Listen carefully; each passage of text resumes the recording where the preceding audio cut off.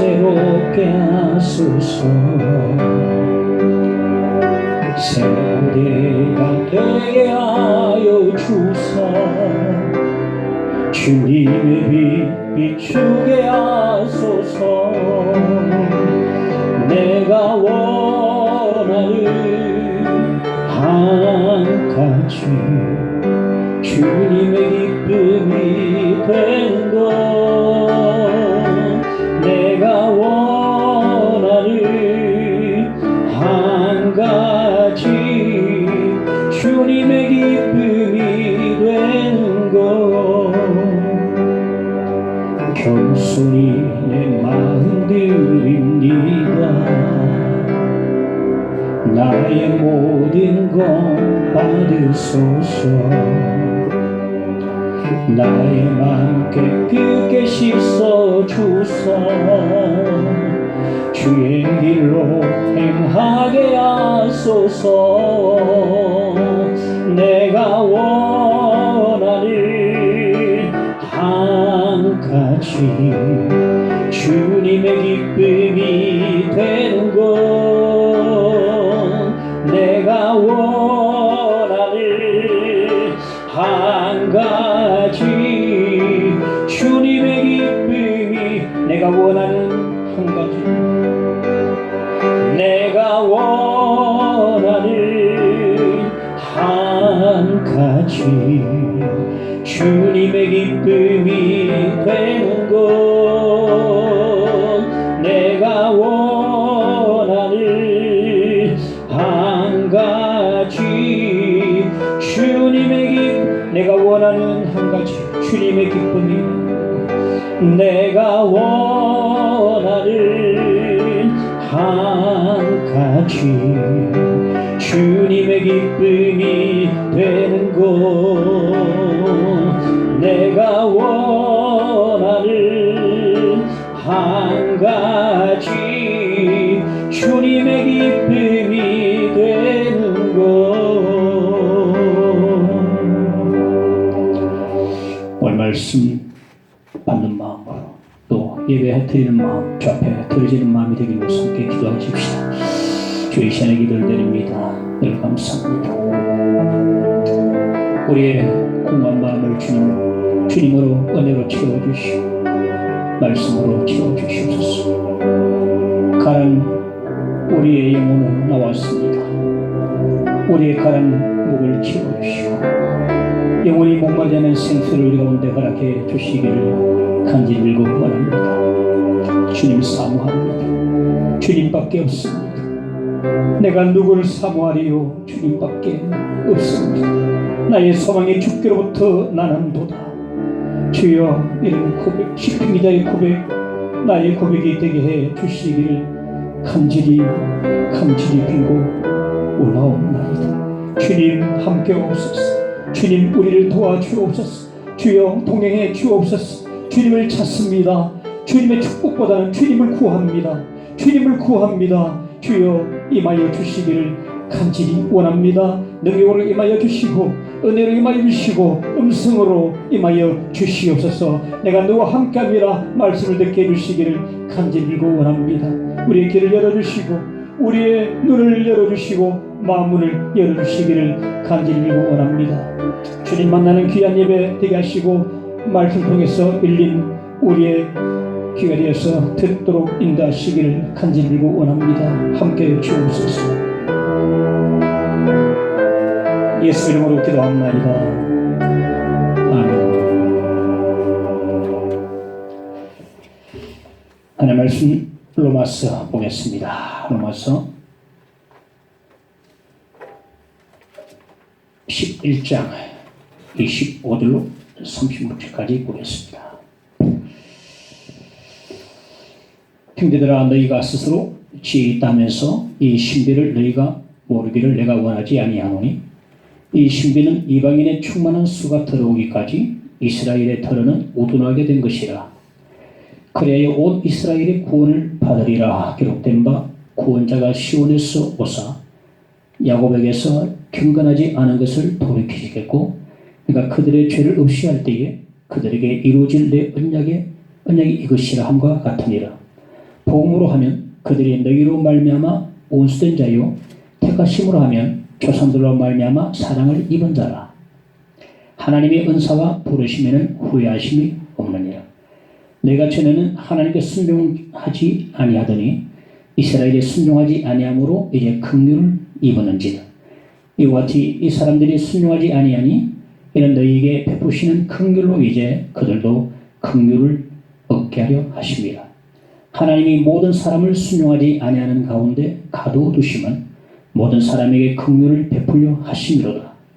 깊도다 하나님의 지혜와 지식이 풍성하며 그의 판단은 헤아리지 못할 것이며 그의 길은 찾지 못할 것이로다. 누가 주의 마음을 알았느냐? 누가 그의 모사가 되었느냐? 누가 주께 먼저 들여서 갚으심을 받겠느냐? 이는 만물이 주에게서 나오고 주가 말미암고 주에게로 돌아갑니다.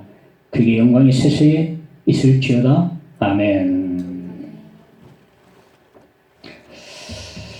로마서 1장부터 11장까지는 신학에 대해서 말씀해 줍니다. 그리고 이제 다음 주 설교 12장부터는 그리스도인으로서의 삶을 다루고 있는데요.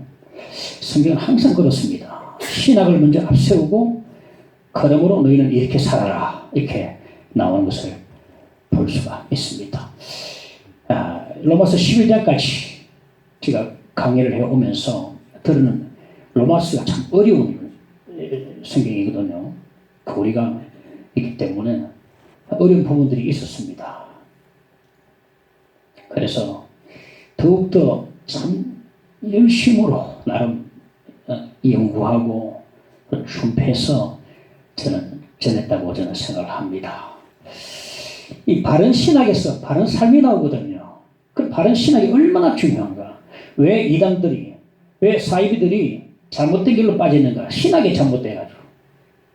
신학이 잘못됐기 때문에 그 길로 빠졌기 때문에 바른 신학이 참으로 중요합니다. 그래서 이 바른 신학을 여러분에 전하고자 정말 신뢰할 만한 성경 신학자들의 책을 다 찾아보면서 바른 신학을 세우려고 나름 저는 11장까지 강해오면서 애를 써왔습니다. 오늘은 로마서 신학의 마지막 부분이라고 말할 수 있습니다. 바울은 끊임없이 질문을 합니다. 왜 나의 동족 이스라엘은 그리스도를 거절할까? 하나님은 이스라엘을 완전히 버리신 것일까? 하나님께서는 은혜로 남은 자를 택해 주셨는데 그리고 그 나머지는 전부 다 우둔해졌다고 말해주고 있는데 영영 우둔해진 것일까? 아니면 일시적인 것인가? 이 바울 사도는 계속해서 질문을 드리면서 나온 것을 볼 수가 있습니다. 그래서 이스라엘 구원의 문제를 두고 계속 심각하게 고민하다가 마침내 하나님의 구원 계획을 깨닫게 됨을 볼 수가 있습니다. 첫째, 신비 25절에 보면 형제들아 너희가 스스로 취해야겠다 하면서 여기 너희는 누구를 가리키냐면은 로마 교회의 이방인 그리스도인들을 가리킵니다. 로마서의 수신자는 로마 교회인데 로마 교회는 대부분의 이방인 그리스도인으로 구성이 되어 있었어요. 그들이 말합니다. 스스로 취해 있다.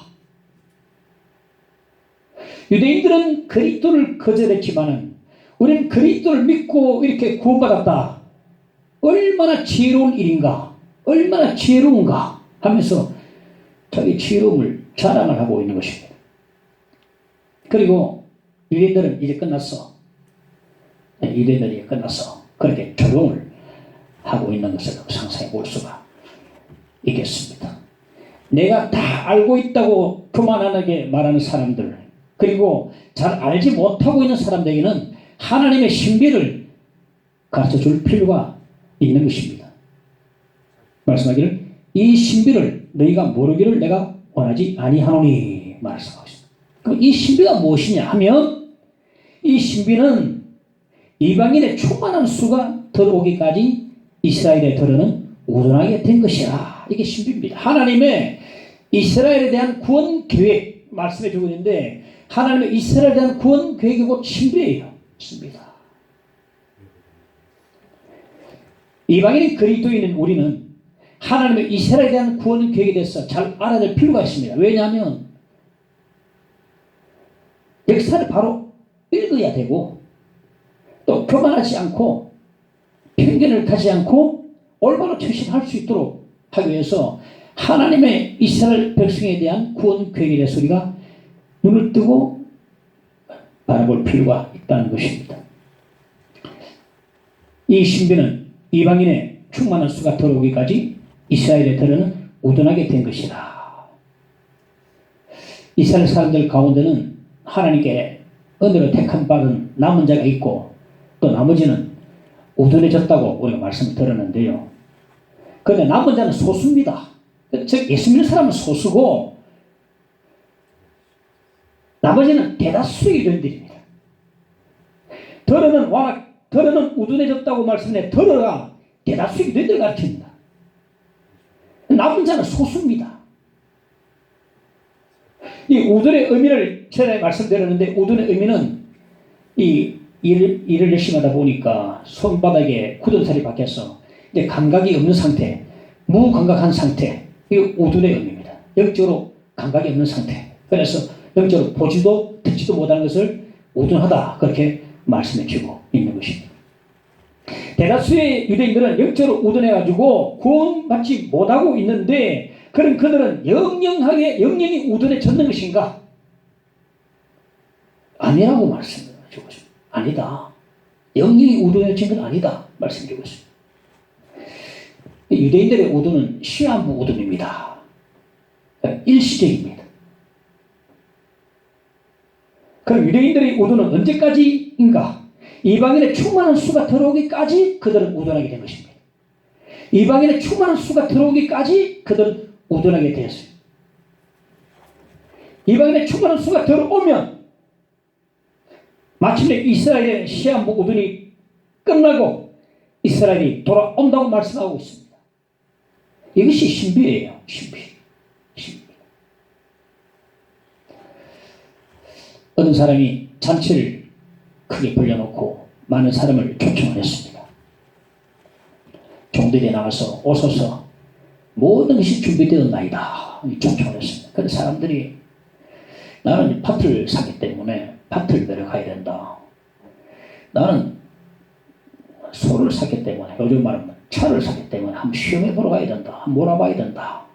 또 어떤 사람은 난 장가 들었기 때문에 못 가겠다. 전부 다 사양했어요. 주님 대노를 했습니다. 빨리 길 가려 와서 가난한 사람, 몸 불편한 사람, 맹인과 저는 사람을 데려오라. 이 종들이 시킨 대로 다 하고 또 말했습니다. 아직도 자리가 비었나이다. 주님이 다 제쳐다시 명령합니다. 사람을 강권하여 데려다가 내 집을 채우라. 강권하여 데려다가 내 집을 채우라. 이 말씀 우리가 좀 귀담아 좀 들어야 되지 않겠나 생각합니다. 강권하여 데려다가 이 주님 집을 채워야 될 것 같아요. 강권하여 데려다가 강권했어. 나는 내 속에는 그리스도의 사랑이 강권하고 나는 또 그 강권한 힘으로 강권해서 이제 채워나가는 내 집을 채워라 말씀하거든요. 마태복음 22장 10절에 보면 종들이 길에 나가 악한 자나 선한 자나 만나는 대로 모두 데려오니 호린잔치에 손님들이 가득한지라 말해주고 있습니다. 주인은 큰 잔치를 벌려놓고 호린잔치에 이 자리가 다 찰 때까지 손님들을 기다리는 것입니다. 그러나 마침내 잔치집에 손님이 가득 차면 문을 즉시 닫아버립니다. 하나님께서 손님들 즉 이방인들의 수가 차기까지 지금은 문을 열어놓고 기다리고 계시는 것입니다. 그 마지막 한 사람까지 다 차게 되면 이제 됐다 하시면서 문을 닫아버리시는 거예요. 사람들은 착각하고 있습니다. 예수 믿을 기회가 마냥 있는 줄로 생각합니다. 그 기회가 언제까지나 있을 줄로 아는 것입니다. 이방인 이방인의 충만한 수가 차고 하나님이 이제 됐다 하시면 문이 닫혀지고 말아요. 더 이상 기회가 없다는 사실을 알아야 된다는 것입니다. 이 말씀을 가만히 묵상해 보면 하나님이 원하시는 이방인의 정원이 있는 것 같아요. 이방인의 충만한 수가 차기까지니까 하나님이 원하시는 이방인의 정원이 있는 것 같습니다. 그 이방인의 정원이 얼마인지는 우리 숫자를 알 수가 없어요. 그리고 이방인의 충만한 수가 언제쯤 다 차게 될지 그 시기도 모릅니다. 단지 추정해 볼 수 있습니다. 아마도 주님 제일 직전이 아닐까 생각을 해볼 수 있어요. 하나님의 마음에 있는 이방인의 정원이 마지막 한 사람까지 다 차게 되면 더 이상 받지 않습니다. 문이 곧 닫혀버립니다. 그럴 때까지 이스라엘은 영적으로 우둔하게 된 것입니다. 우둔하게 되어 있다.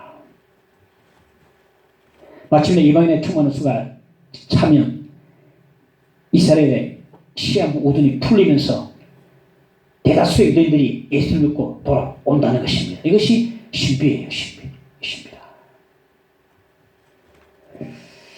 이방인의 충만한 수가 차기까지 상당히 신학적 의미가 깊고 곱씹어 볼수록 은혜 되는 것 같아요. 이게 신비다. 사도행전 1장 8절에 보면 오직 성령이 너희에게 임하시면 내가 권능을 받고 예루살렘과 온 유대와 사마리아와 땅끝까지 이르러 내 증인이 되리라 하시니라 말씀하거든요. 과연 주님이 말씀하신 땅끝이 어디일까? 저 전남 해남의 땅끝 마을인 그 땅끝인가? 복음은 예루살렘에서부터 시작되었어요. 근데 유대인들이 복음을 거절하니까 이제 이방인으로 넘어갔습니다. 그런데 복음은 희한하게도 서쪽으로 계속 진행을 합니다. 물론 도중에 뭐 거꾸로 간 적도 있지만 큰 흐름은 서쪽으로 계속 서진을 해요. 서진을. 지구는 둥굽니다. 예루살렘에서 로마로, 로마에서 유럽 대륙으로, 그리고 영국으로, 영국에서 미국으로, 미국에서 어디로? 우리나라로. 우리나라에서 서쪽으로 공산군인 중국이 있고 힌두군인 인도가 있고 그리고 아주 호전적인 이슬람권이 있고 그리고 예루살렘은 지금 온 사방으로 이스라엘의 포위를 당해 있어요. 포위당해 있다. 복음이 전 세계를 서쪽으로 돌고 돌아 결국 맨 마지막이 어디 가면 예루살렘이 맨 마지막. 예루살렘이 맨 마지막이다. 그 예수님께서 말씀하신 땅끝은 결국 예루살렘입니다. 예루살렘. 복음을 거절했던 유대인들이 최후의 성도 대상이 되는 것입니다. 복음이 서쪽으로 계속해서 빙 도는 동안에 수많은 이방인들이 들어왔습니다. 수많은 들어왔다. 하나님 마음의 속에 있는 이방인의 정원이 점점 채워지고 있음을 볼 수 있습니다. 전 세계 부족이 한 6천 부족 된다 하지 않습니까? 거의 다 들어왔습니다. 어떤 부족은 말은 있는데 글이 없는 데가 있어요. 그런데 참 들어가기 어렵습니다. 위클리프 성경 번역에 보면 거의 다 글 있는 곳에 다 들어가서 번역을 다 해서 복음을 전하고 있거든요. 대부분 다 들어갔습니다. 어느 정도 채워지는지는 그 정확한 숫자는 모르지만은 아주 이제 거의 다 채워지지 않았을까 하는 생각을 할 수가 있습니다. 예수께서는 말씀의 징조 가운데 하나로 복음 전파를 말씀하셨는데요. 마태복음 24장 14절에 보면 이 천국 복음이 모든 민족에게 증언되기 위하여 온 세상에 전파되리니 그제야 끝이 오리라 말씀합니다. 아이러니하게도 예수께서 말씀하신 땅끝이 바로 복음이 시작된 예루살렘인 것입니다. 예루살렘이 영적 땅끝이고 민족적 땅끝이고 지역적 지리적 땅끝이 되는 것입니다. 마지막 어느 한 순간이 돌아가게 되면 복음의 최후의 부흥이 예루살렘에서 부흥이 일어날 것입니다. 많은 산이 돌아오거든요. 끝이 오리라. 거의 다 온 것 같습니다. 이방인의 마지막 한 사람까지 돌아오고 하나님 이제 됐다 하시면 대다수의 유대인들이 이제 돌아오게 되는 것입니다. 이것이 바로 하나님의 구원 스케줄이라고 말할 수 있겠습니다.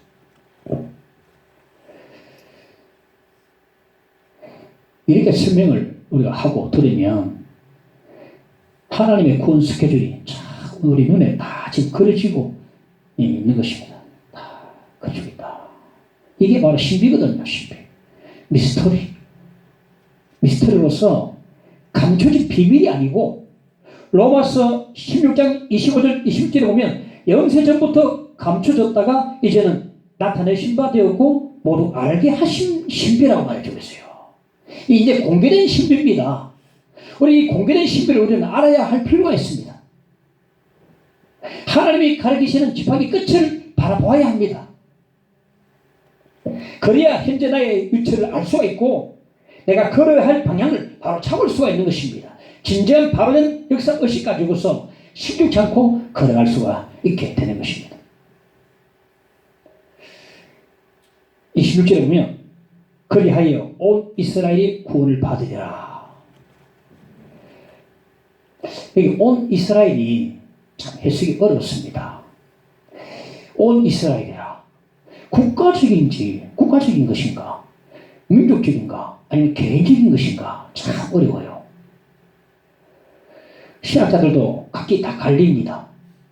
한 7가지 견해가 있는데 저는 3가지 견해를 간단하게 소개를 해나가겠습니다. 첫째는 세대주의자 견해가 있는데 세대주의자라 하면 그들은 전 시대를 7세대로 구분하거든요.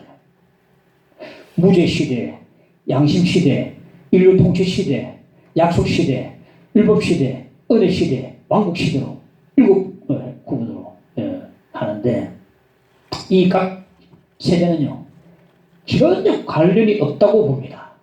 이게 또 문제가 생겨요. 왜냐하면 성경은 통일성이 있거든요. 성경에 통일성이 있는데 각 시대는 관련이 없다고 말하고 있어요.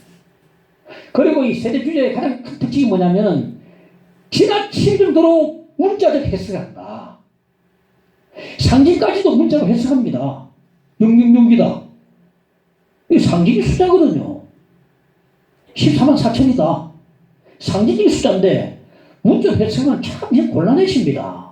우리가 문자로 해석하면요 믿음이 좋은 것처럼 보입니다. 제대로 성경을 아는 것처럼 보입니다만은 상징은 상징으로 문자는 문자로 해석을 해야 되는데 상징까지 문자로 해석을 해버립니다. 그리고 구약의 이스라엘과 신약의 교회를 전혀 관계없는 것으로 투트랙으로 이 구약의 백성들은 언약으로 구원받고 신약의 교인들은 믿음으로 구원받고 투트랙으로 본다니까요. 하나로 안 봅니다. 완전히 관련 없는 사람들로 본다는 거죠. 이 세대주의적 종말론이 우리가 정말 조심해야 될 그런 종말론인데 우리가 나가보면 때로는 이단들이나 사이비 종파를 만나면 세대주의적 종말론을 많이 강조를 합니다. 잘 들으셔야 됩니다. 그렇습니다. 그들의 종말론은요 주님께 재림하실 때에 그날에 지상의 교회들이 휴거를 해가지고 공중에 휴거를 해서 공중에서 주와 함께 어린양 호리잔치에 참여하게 되고 지상에는 7년 대환란이 일어나는데 그때 지상에 남아있는 이스라엘 사람들은 국가적으로 집단적으로 개종을 한다 그래야 말합니다.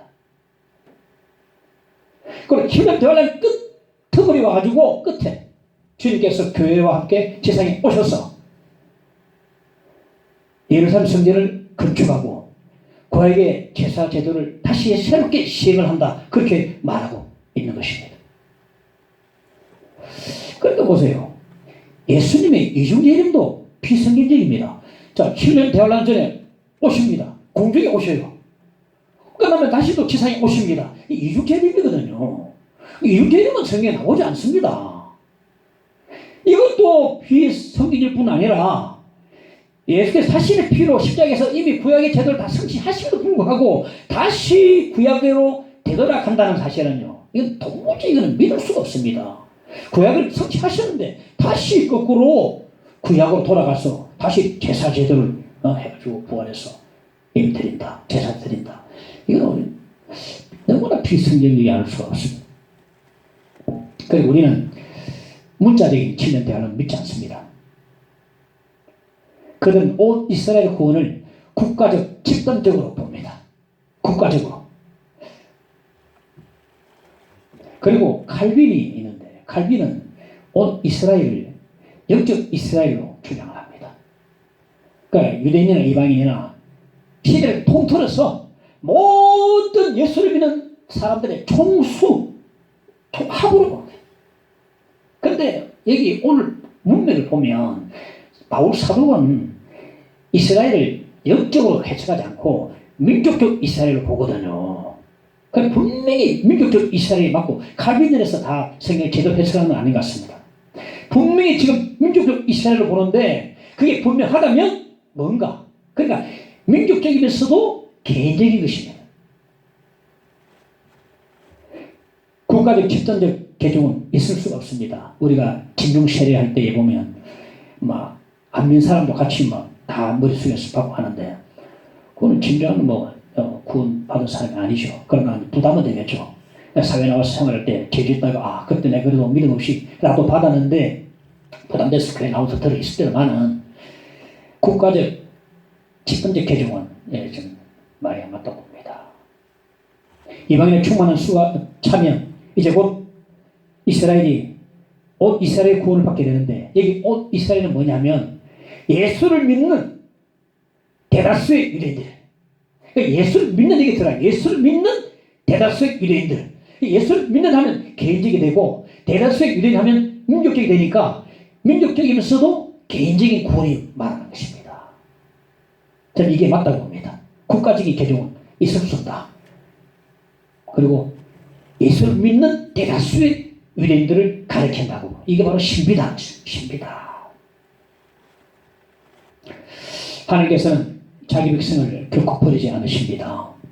왜 그들을 버리지 않으시는가 하면 28절에 보면 그들은 조상들로 말미암아 사랑을 입은 자라. 왜 이스라엘을 하나님의 사랑을 해주시는가? 27절에 보면 그들에게 이루어질 내 언약이 이것이다. 그러니까 이스라엘 백성들은 하나님의 언약의 백성이기 때문에 하나님께서 사랑해 주시는 겁니다. 사랑을 입는 것입니다. 비록 대다수 유대인들이 그리스도를 거절하고 은가지에서 잘려 나갔지만은 그래도 불구하고 하나님께서는 그들 조상들과 맺은 언약 때문에 그들을 완전히 버리지 않으시고 사랑해 주신다는 겁니다. 근데 그렇다고 해서 언약의 백성으로 해서 그것 때문에 하나님께서 구원해 주시는 건 아닙니다. 언약의 백성이라 해가지고 구원받는 방식이 특별한 게 있는 게 아닙니다. 유대인들도요 이번과 똑같이 똑같은 방식으로 구원을 받게 됩니다. 돌 감람나무인 이방인들이 참 감람나무에 접붙임 받음으로 구원을 받듯이 원 가지에서 잘려나간 그 이스라엘 사람들도 다시 원 가지에 접붙임 받음으로 구원을 받을 수 있거든요. 그러니까 한 감람나무에 한 하나의 방식이거든요. 터트리게 있을 수 없습니다. 언약의 백성 언약으로 구원받고 신약의 백성들은 믿음으로 구원받고 이런 게 아닙니다. 한 감람나무에 하나의 방식이 있을 뿐입니다. 은혜로 원가지에 다시 접붙임 받고 구원받게 되는 것입니다. 이 접붙임이라는 것이 바로 믿음이라 말하는 거죠. 그러므로 온 이스라엘은 예수를 믿는 대다수의 유대인들을 가리킨다는 거 보는 것이 그냥 성경이라고 말할 수 있겠습니다. 29절에 보면 하나님의 은사와 부르심에는 후회하심이 없느니라 말해주고 있습니다. 그리고 자기 백성들이 복음을 거절하고 언가지에서 잘려나갔지만은 하나님께서는 언약 백성들이기에 그들을 사랑하시고 불러주셨다. 그리고 후회하지 않으신다 말씀하고 있거든요. 저는 이 말씀을 묵상하면서 저에게 한번 적용을 해봤습니다.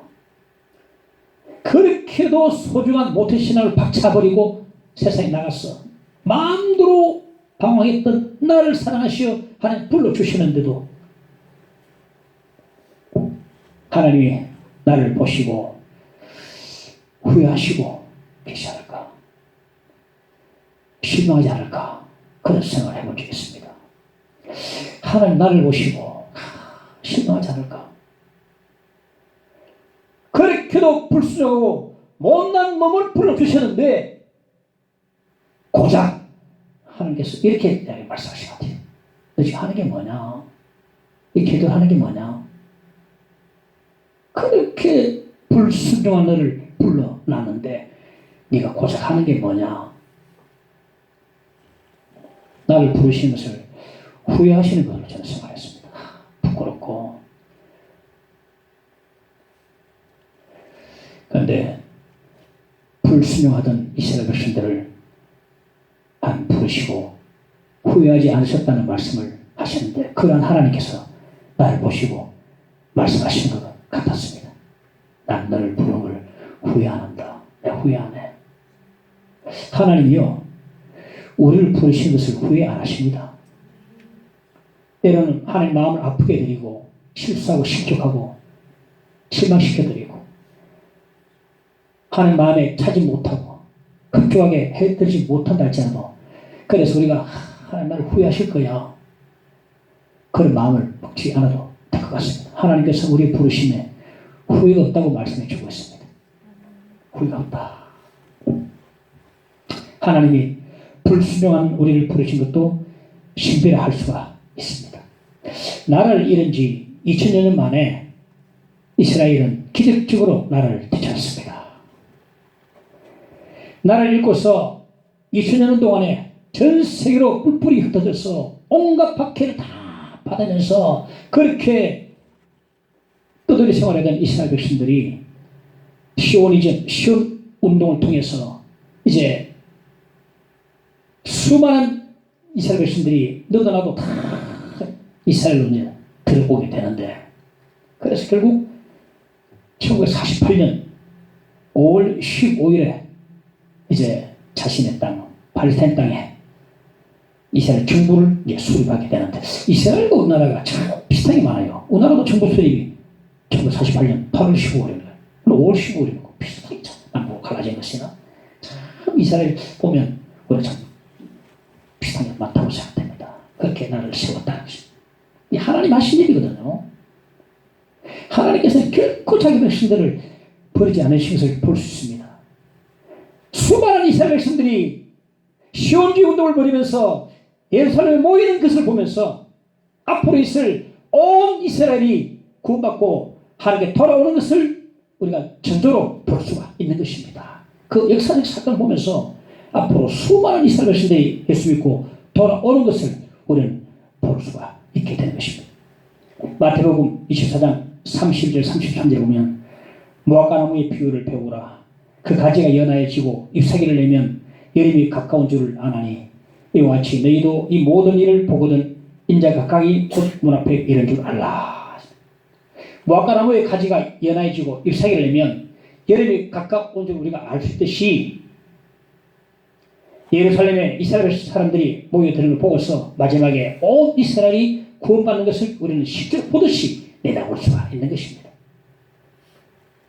그 정확한 때는 우리는 알 수 없습니다. 그러나 역사 속에 분명히 그 사건이 일어날 것입니다. 하나님 하실 것입니다. 하나님의 이스라엘에 대한 구원 계획이 곧 신비라고 말씀해 주고 있습니다. 둘째, 긍휼 30절에 보면 너희가 전에는 하나님께 순종하지 아니하더니 이스라엘이 순종하지 아니함으로 이제 긍휼을 입었는지라. 여기 너희는 이방인 그리스도인을 말하는데요. 이방인들은 전에 하나님을 믿지 않았지만은 이스라엘의 불순종 때문에 하나님께 긍휼을 입은 자가 되었습니다. 그러니까 복음을 이스라엘이 거절했기 때문에 그 복음이 이방인에게 이제 넘어가게 된 것입니다. 31절에 이와 같이 이 사람들이 순종하지 아니하니 이는 너희에게 베푸시는 긍휼로 이제 그들도 긍휼을 얻게 하려 하십니다. 과거에 불순종하던 이스라엘 백성들에게 하나님께서 긍휼을 베풀어 주셨는데 그 하나님이 불순종하는 이스라엘 백성에게도 긍휼을 베풀어 주신다 이렇게 말씀하고 있습니다.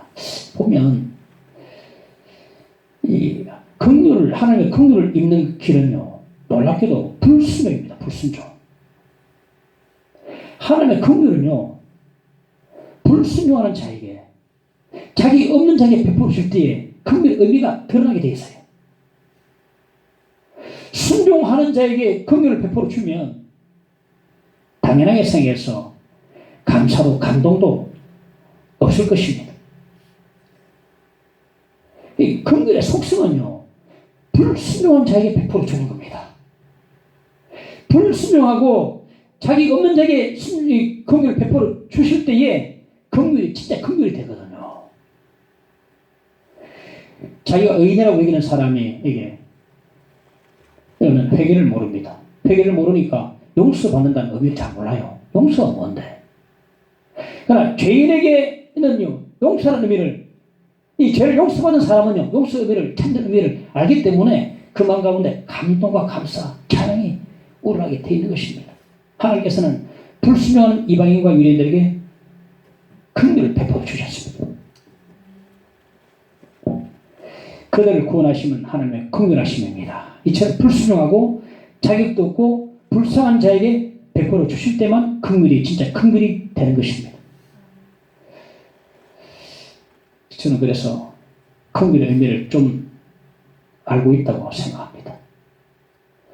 나같이 불순종하고 방황했던 저야 하나님 사랑해 주셔서 불러주셨는데 그 하나님 긍휼이 내게서 진짜 긍휼이 된 것 같아요. 긍휼. 저는 그래서 아이작 와트의 찬송, 이 찬송을 떠날 때까지 하나님 품에 안길 때까지 부르려고 저는 생각합니다. 내 지은 죄 다 지시고 못 벗기셨으니 웬일인가 웬 은혜인가 그 사랑 것이라. 늘 울어도 눈물로써 못 갚을 줄 알아. 몸 밖에 드릴 것 없어 이 몸 바칩니다. 여러분 얼마나 하나님의 긍휼에서 알고 계십니까? 지식적으로 머리로만 알고 있지 않습니까? 하나님 긍휼은 참으로 자격 없는 자에게 베풀으실 때에, 참으로 불순한 자에게 베풀으실 때에 긍휼이 진짜 긍휼이 되거든요. 하나님의 구원 역사 중심에는 그분의 긍휼이 자리하고 있음을 알 수가 있습니다. 32절에 하나님의 모든 사람을 순종하지 아니하는 가운데 가두어두심은 모든 사람에게 긍휼을 베풀 하심이로라. 여기 우리 머리로는 이해하기 어려운 하나님의 놀라운 지혜가 여기 있습니다. 하나님께서 이방인들과 유대인들을 포함해서 우리를 불순종에 가두어두신다는 말씀이에요. 불순종에 가둬두신 이유가 뭐냐면은 우리에게 긍휼을 베풀어 주시기 위해서라고 말씀해 주고 있습니다. 이 말씀이 이해가 안 돼요. 바울 사도도 이 말씀을 다 이해하지 못한 채로 단지 하나님의 지혜를 찬양하고 있음을 볼 수 있습니다. 33절에 깊도다 하나님의 지혜와 지식의 풍성함이요. 지난주 중에 회원자매한테 문자를 보내는데 문자가 날아왔습니다. 어떤 경로를 통해서 바이러스가 내 몸에 왔는지 순간적으로 체력 저하로 쓰러지기도 하고 백혈구가 숫자가 반으로 줄었고 혈소판도 감소하고 빈혈 증상으로 자꾸 쓰러집니다. 목사님 당분간 예배 출석을 좀 못할 것 같습니다. 죄송합니다. 하나님께서 어떤 것을 나에게 주시려고 하는지 매번 이렇게 고난을 나에게 주시고 고난 가운데 고난을 주시고 고난의 승부를 나에게 주시는지 하나님 은혜가 기다리십니다. 그래요. 목사님 산 넘어 산이고 고난 넘어 고난입니다. 아주 은혜가 내 머리부터 지금 차고 넘칩니다. 은혜가 내 넘칩니다. 그래요. 이 내 문자를 바꿨어요. 참 내가 참 믿음이 남다르다. 하나님 원망하지 않고 머리가 어느부터 지금 머리부터 지금 부어지고 있다는 거예요. 지금. 어떤 걸 주시려고 이 고난을 주시는지 매번 내가 원치 않은 고난을 주시는데 은혜가 기다리신다는 거예요. 긍휼이요. 긍휼이 되기 위해서는요. 이 조건이 정말 고통이 있고 어렵고 힘들고 방하고 내가 고난 가운데 빠지고 낙심할 때에 긍휼이 진짜 긍휼이 되거든요.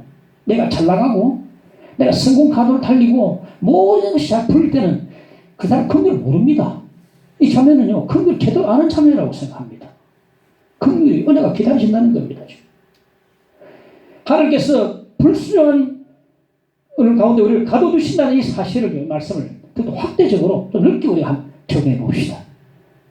하나님께서 우리에게 우리를 불순 가운데 가둬두시고 고난 가운데 가둬두시고 또 병과 치유 가운데 가둬두시고 시련 가운데 가둬두심은 우리가 가운데 긍휼을 베풀어 주심을 믿으시기 바랍니다. 긍휼을 베푸시기 위함입니다. 왜 가둬두시는가? 왜 이스라엘 백성들을, 왜 유대인들을, 왜 이방인들을 긍휼 가운데 이 불순 가운데 가둬두시는가? 긍휼을 베풀기 위해서 가둬두시다는 겁니다. 우리 머리로는 이해가 안 됩니다. 단지 하나 아는 사실이 뭐냐면은 긍휼이 진짜 긍휼되는 것은 고통 가운데 있을 때 긍휼이 되거든요. 감사합니다. 불쌍한 사람에게 베풀 때 감사하고 안주병에게 눈먼 자에게 은혜 베풀 때 감사하고 헬리나 외에는 긍휼을 청하기를 고통 가운데 있는 사람과 함께 있어주는 것이다. 고통 가운데 있는 사람에게 찾아가는 것이 긍휼이라고 말했습니다. 하나님 우리에게 찾아오신 겁니다. 그게 긍휼이거든요. 내가 참으로 고통 가운데 빠져 있을 때에 긍휼을 베풀어 주시면 긍휼을 깨닫고 의미를 알고 감사하게 되고 감동을 느끼고 하나님을 찬양할 수가 있게 되는 것입니다. 다 잘 나가고 계속 승진하고 계속해서 성공을 달리고 이런 사람 아무리 은혜 일본 사람들 전에 앞을 지진 나서 우리 도와줄 때 우리 필요 없다 도와주지 마라. 정말 어려운 나라에 도와주면 감사. 이리오피아에 보면 여기 전쟁 때 우리나라 와서 참 사선을 넘으면서 전쟁에 참여했던 이리오피아 군인들 지금 아직 살아계신 분들이 오늘 지원하니까 감사. 이렇게 잊지 않고 기억하는 나라는 대한민국밖에 없다는 거예요. 내가 잘 나갈 때 돈 받으면 긍휼을 안 봅니다. 정말 내가 어려울 때에 내가 참으로 손길이 필요할 때에 고통 가운데 빠졌을 때에 고난 나에게 참으로 쌓였을 때에 긍휼을 베풀어 주시면 하나님 감사합니다. 하나님 너무 감사합니다. 하나님 찬양합니다. 은혜 감사합니다. 이 고백이 나오게 되거든요. 참으로 긍휼이 되게 하는 것은 고통 가운데 있을 때에 긍휼이 빛이 나게 되고 의미가 살아있게 되고 의의가 있게 되는 것입니다. 그래서 우리가 때로 우리 앞에 고통이 나타나고 또 고난이 우리 앞에 나타날 때에 이렇게 생각하십시다. 하나님이 나에게 긍휼을 베풀어 주시기 위함이구나. 할렐루야. 긍휼을 베풀어 주시기 위함이구나. 그렇게 깨달으시기 바랍니다. 하나님 긍휼을 베풀어 주시기 위해서 이렇게 고통 가운데 가둬두시고 이렇게 고난 가운데 가둬두시고 이렇게 병고를 주시고 이렇게 질고를 주시는구나. 실망하지 말고 긍휼을 베푸신 하나님을 쳐다볼 수 있는 우리 모습이 있어야 된다는 것입니다. 때로 하나님께서는 자기 백성들을 고통 가운데 가둬두십니다. 왜? 긍휼을 베풀어 주시기 위해서. 그러므로 고통 가운데서도 우리는 긍휼을 베풀어 주시는 하나님을 쳐다보고 기다릴 수가 있어야 되는 것입니다. 하나님께서 기가 막힌 웅덩이에서 우리를 구원해 주신다고 말씀해 주고 있습니다. 마지막 찬양을 보면 바울 사도는요 하나님의 구원의 신비를 깨닫게 되니까 하나님을 찬양하지 않을 수 없습니다. 계속 질문만 들어왔었는데 이게 어떻게 됩니까 하다가 구원의 계획을 스케줄을 알게 되니까 너무나 감사해가지고 하나님을 찬양하지 않을 수 없었다. 34절 36절에 보면 누가 주의 마음을 알았느냐 누가 그의 모사가 되었느냐 이는 만물이 주에게서 나오고 주로 말미암고 주로 돌아갑니다. 그의 영광이 세세 있을지어다. 아멘. 하나님을 찬양하는 것을 볼 수 있습니다. 우리가 하나님의 구원의 신비를 알게 되면 하나님을 찬양하지 않을 수 없습니다. 우리가 하나님을 알면은 하나님을 찬양하지 않을 수 없습니다. 바른 생각이 바른 찬양을 불러일으키거든요. 하나님 아는 것만큼 예배하게 되어 있습니다. 모르면 예배 못합니다. 아는 것만큼 예배하게 되어 있습니다. 아는 만큼 찬양하고 아는 만큼 기도하게 되고 나아갈 수가 있게 되는 것입니다. 오늘 본문 36절에서 하나님은 어떤 분으로 말씀하고 있습니까? 만물의 창조자시요 만물의 보존자시요 만물의 목적 그 자체라고 말씀해 주고 있습니다. 모든 만물이 하나님부터 시작되었고 하나님으로 말미암아 존재하고 하나님 안에서 끝나게 되어 있다고 말씀해 주고 있습니다. 하나님께서는 알파 오메가요 시작과 끝입니다. 이 사실을 깨달아지니까 마을속에 함께 무릎 꿇고 살아계신 하나님 앞에 찬양하고픈 그 열망이, 갈망이 마음속에서 막 올라왔던 것입니다. 그래서 하나님을 더 높이 찬양합니다. 그에게 영광이 세세 있을지어다. 보좌에 계신 이와 어린 양께 찬송과 존귀와 영광과 능력을 세세토록 돌릴지어다.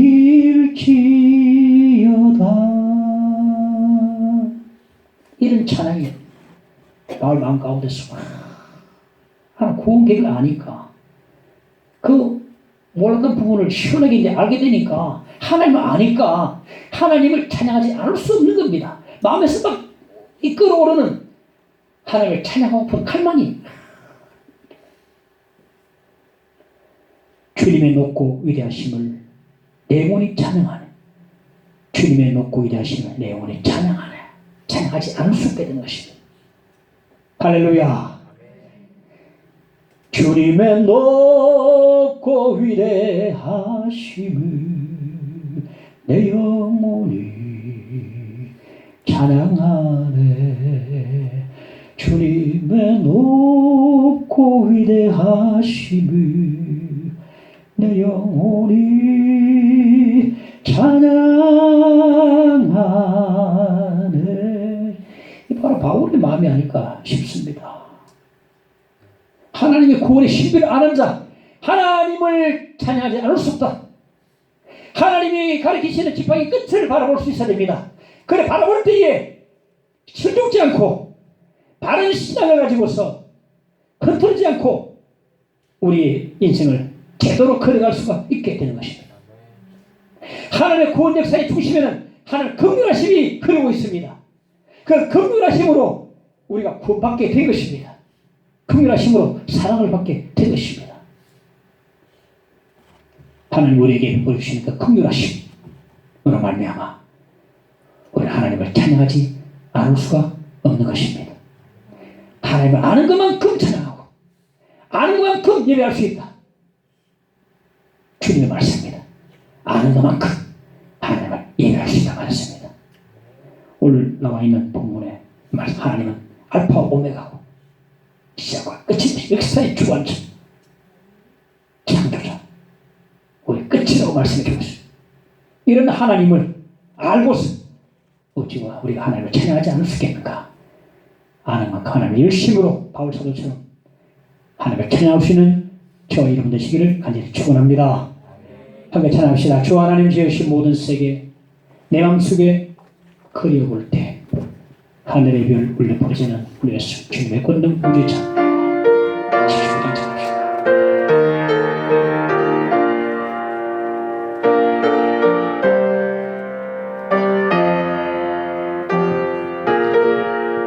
주 하나님 지으신 모든 세계 내 마음속에 그리울 때 하늘의 별 울려 퍼지는 외소 주님의 권능 우주에 참내 주님의 높고 위대하심을 내 영혼이 찬양하네. 주님의 높고 위대하심을 내 영혼이 찬양하네. 숲속이나 험한 산 골짜기에서 지저귀는 저 새소리들과 고요하게 흐르는 시냇물을 주님의 손시 노래하도다. 주님의 높고 위대하심을 내 영혼이 찬양하네. 주님의 높고 높고 위대하심을 내 영혼이 찬양하네. 주 하나님 독생자 아낌없이 우리를 위해 보내주셨네. 십자가에 피 흘려 죽으신 주 내 모든 죄를 대속하셨네. 주님의 높고 위대하심을 내 영혼이 찬양하네. 주님의 높고 위대하심을 내 영혼이 찬양하네. 내 주 예수 세상에 다시 올 때 저 천국으로 날 인도하리. 나병손이 엎드려 경배하며 영원히 주를 찬양하리라. 주님의 높고 위대하심을 내 영혼이 찬양하네. 주님의 높고 위대하심을 내 영혼이 찬양. 주님의 높고 위대하심을 주님의 높고 위대하심을 내 영혼이 찬양하네. 주님의 높고 위대하심을 내 영혼이. 다시 한번 우리 손을 찬양합시다. 주님의 높고 위대하심을 주님의 높고 위대하심을 내 영혼이 찬양하네. 주님의 높고 위대하심을 내 영혼이 찬양하네. 오늘도 말씀을 기억하면서 함께 기도하십시다. 주여 감사합니다. 하나님의 구원 계획을 신비로 알려주심을 감사드립니다. 하나님께서 가르쳐 계시는 지팡이 끝을 바라보는 지혜를 허락해 주시옵소서. 주여 그 신비를 아는 저희들, 하나님을 아는 것만큼 예배하는 자들 되게 하여 주시오. 하나님을 아는 저희들이 하나님을 찬양하지 않을 수 없어 입을 크게 벌리고 하나님을 찬양하기를 소원합니다. 갈망합니다. 소망합니다. 주여 함께해 주시면 감사합니다. 하나님의 긍휼을 받은 저희들, 하나님의 사랑을 받은 저희들이 긍휼의 감동 감화하면서 하나님을 높여드립니다. 우리 찬양을 받으시고 찬양 가운데 임하시는 주님, 우리 가운데 임하여 주시기를 간절히 빌고 원하옵나이다. 주여 함께 오소서. 주여 믿습니다. 예수님의 이름으로 믿사옵고 감사드려 기도합나이다. 아멘.